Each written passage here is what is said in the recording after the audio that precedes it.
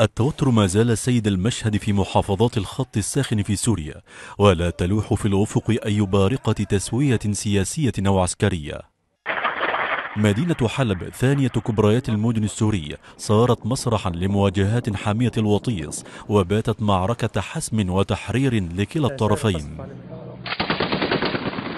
الاشتباكات تركزت في حيي بستان القصر وصلاح الدين، بينما تشهد أحياء الصخور وطريق الباب والشعار قصفا من جانب القوات النظامية.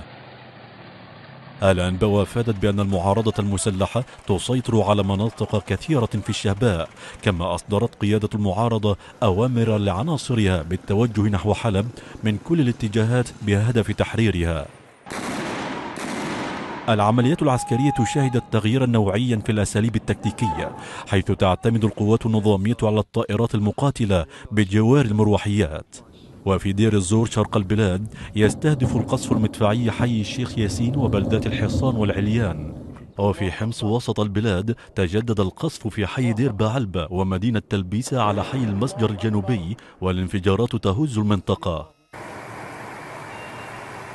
في العاصمة دمشق سمعت أصوات انفجارات وإطلاق نار في كل من أحياء المزة والميدان والتضامن ومخيم اليرموك والعسيلي وجورة الشرباتي، كما تستمر السلطات في حملة اعتقالات واسعة. في مدينة ضمير بريف دمشق تركز القصف على تل جدل وحارة العرب بقذائف المدفعية والصواريخ. وفي إدلب الحدودية تضرب آليات القصف مدينة سراقب مصحوبة بتحليق للطيران الحربي. في درع جنوب البلاد تتعرض خربة غزالة ومنطقة اللجاء للقصف بالمدفعية الثقيلة من قبل الفوج 175.